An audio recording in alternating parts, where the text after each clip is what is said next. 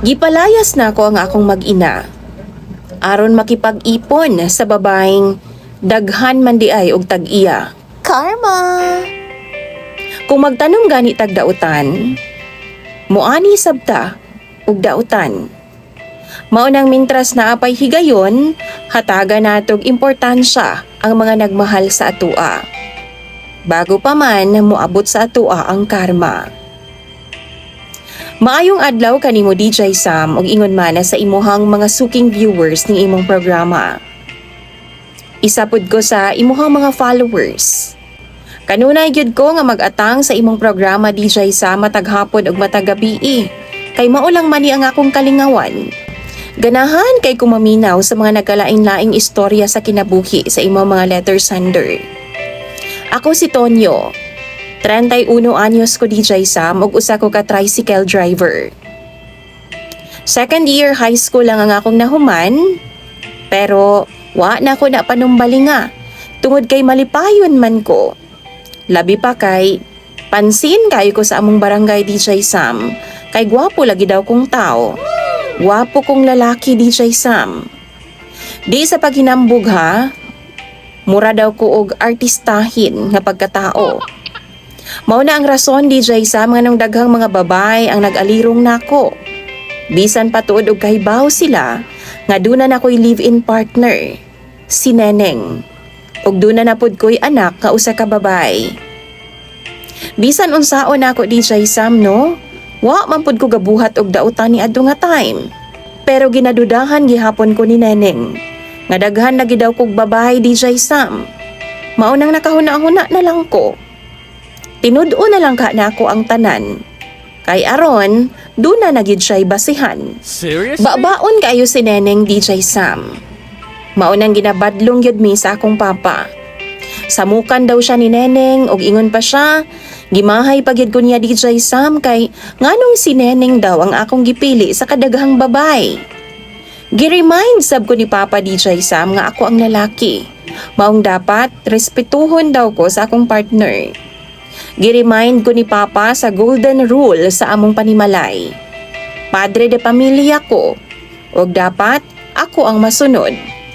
Masakitan daw si Papa nga sika-sikaan ako sa akong partner.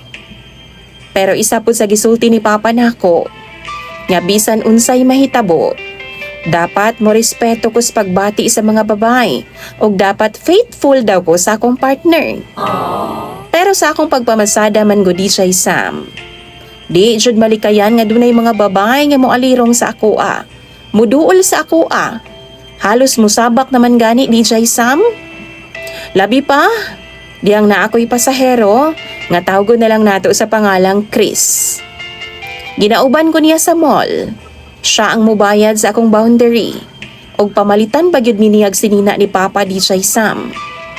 Suya agud ang mga kauban akong drivers. Matag higayon nga maglalis mi ni Neneng og pasakitan ko niyag istorya. Adto ko laing babay magpahaba. Sakto man sabgod si Papa DJ Sam. Sakto siya sa iyang ginapahinumdum sa ako Katubi taong gitawag nga golden rule. Bisan pa og nahuman si Neneng, isip teacher DJ Sam.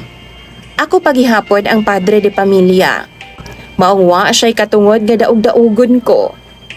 Naibaw ko nga mahal na ako si Neneng DJ Sam. Kay og di lang siya masulano sa iyang batasan, maayo man siya og sweet kay siya sa koa. Pero bisan pa man, ma-attract gihapon ko sa laing mga babae. Ug dali kay kong mada sa ilahang pachar-char sa ako DJ Sam. Pero bisan pa, si Neneng gihapon ang akong ginaulian. Pero klaruhon ko na ha, di pa mi kasado ni Neneng. Og di pa sab ko ready nga mag-settle down. Di pa ko ready nga magpakasal. Kay di ko gusto nga mas higpitan pa ko ni Neneng o galing kasado naming duha. Og isa pa DJ Sam, kuwang pakaayo nga akong income. Wa pa ko'y kwarta para ikagastoon niya sa pagpakasal namong duha. Hangtod gani abot na kang Neneng DJ Sam ang mga tabi nga sige daw kog uban-uban og laing babay. Ga-sweet-sweet daw mi. Mao nang taga-uli namo, sige na lang miglalis, sige na lang mig-away. Matag higayon nga mag-eargoming duha ni Neneng DJ Sam, mulaban yun as papa sa ako kay magpa-victim ang pud ko. Maunang ending, si Neneng gihapon ang iyang kasabaan, kay wa daw siya'y ebidensya sa iyahang mga akusasyon sa ako Giingna ni Papa si Neneng DJ Sam nga sa among panimalay, ako dapat ang masunod ug dili siya. Ginaong pagani ni Papa si Neneng nga maudang wa na ko siya pakasli, kay tungod daw sa iyahang kayawyawan. Live-in pa lang daw mi. Maong wa daw siya'y karapatan nga iyaha kong gawngan. Nakurat ko DJ Sam, pero at the same time, nalipay pud ko, kay syempre pabor man to sa ako Makaingon gyud ko nga love gyud kay ko ni Papa, kay ginalabanan gud ko niya. Seriously? Ingna na lang kog isip bata DJ Sam, pero nalipay gyud ko nga giingon ato niya si Neneng. Nanubra naman gud pud siya DJ Sam. Grabe na gyud ang iyang pang-insulto og pagtunob sa akong pagkatao, sa akong pagkalalaki. Maayo na lang gani kay to the rescue si Papa. Nakatilaw hinuon si Neneng og mga sakit nga mga pulong gikan sa akong amahan. Sukad ni adto DJ Sam, nakabantay ko nga uga na ang tinagda ni Neneng sa ako Gipasagdan lang pod nako siya, kay kaybaw na mo aning mga babay kung masulan, pero kaybaw man sab ko nga mawara na, muhupas ra ang iyang kalagot sa ako Wa gid ko masayop tungod kay human sa tulo ka adlaw, nabalik nas normal ang among panag-ipon ni Neneng. Pero naa gihapon, wa gihapon mawa ang iyang pagkataklesa o iyang pagkasilosa. Dito na ko nagsugod og ka-depress gyud DJ Sam. Og nakahuna-huna na lang ko sa mga desisyon na sa akong kinabuhi. Nagmahay gyud ko pag-ayo DJ Sam, nganong si Neneng pa nga akong gipili. Naka-realize na noon ko nga dili pa di ay ko ready nga magtukod og pamilya kauban siya.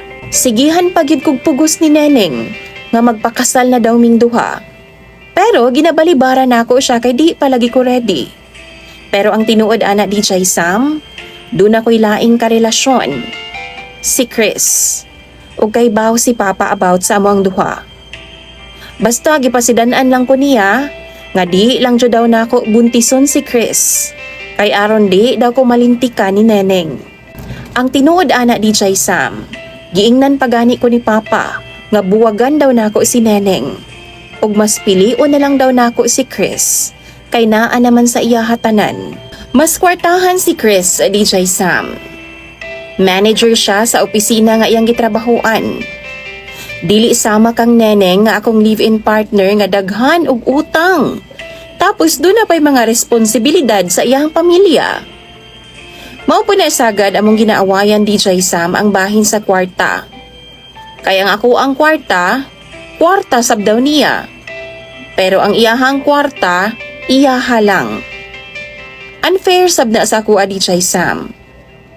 Dito na ko nakahuna-huna nga dili na gyud mahusay ang among relasyon pa ni Neneng. Wa na ko'y gugma pa sa iyaha. Kay nahurot na ang akong pagmahal ngadto sa laing babae, kang Chris. Mao nakahuna-huna na lang ko nga sundo na lang ang sugyot ni Papa. Nga makipagbuwag na lang yun ko kang Neneng. Tuod man wa ko maglangay-langay DJ Sam ug nakipagbuwag yun ko niya. Nagpakiluoy pa siya sa ako para daw sa among anak.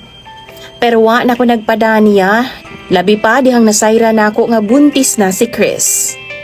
Gipalayas na ako siya DJ Sam kauban ng among anak sa balay. Humani adto wa madugay, nag-ipon na dayon mi ni Chris. Sukad nag-ipon mi ni Chris DJ Sam. Daghan mig mga plano sa among kinabuhi. Pero paglabay sa 5 kabuan, nasayra na lang nako nga naay laing gikabuangan nga lalaki si Chris. Nasuko kaayo ko niya. Ug mas nahugno pa ko DJ Sam, dihang giangko niya mismo sa akong atubangan. Nga dili di ay ako ang amahan na sa iyahang gisabak, kundi ang laing lalaki. Grabe, why kasudlan sa akong kalagot niya atong higayuna. Grabe ang kasakit o pagmahay nga akong gibati DJ Sam. Dito lang nako nahuna-hunaan nga siguro gikarma nako sa ako ang gibuhat ni Neneng ug sa amo ang anak. ug wa pa diya matapos ang kasakit nako DJ Sam. Nasakit si Papa sa atay, ug sud gawas siya sa hospital. Karon, nagplano kong makipaghusay kang Neneng. Mangayo ko sa iya og pasaylo. Pero dihang niadto ko sa iyahang ginikanan, nasayran na lang nako nga namalhin na di ay sila og puyo DJ Sam. Dugay ra daw silang namalhin og lain ng Pinoy-anan. Namalhin daw sila sa balay nga ginahulog-hulugan ni Neneng. Ang tinuod ana, dito ra pud nako nasayran nga nagahulugan na di ay og balay si Neneng dihang nag-ipon paming duha. Dihang nagkita pud mi, o giadto nako siya sa ilang Pinoy-anan, iyan akong gisalikway. Gipagawas na ko niya sa guard sa ilang subdivision. Kay wa ko na ko'y katungod nga mga mahana sa among anak.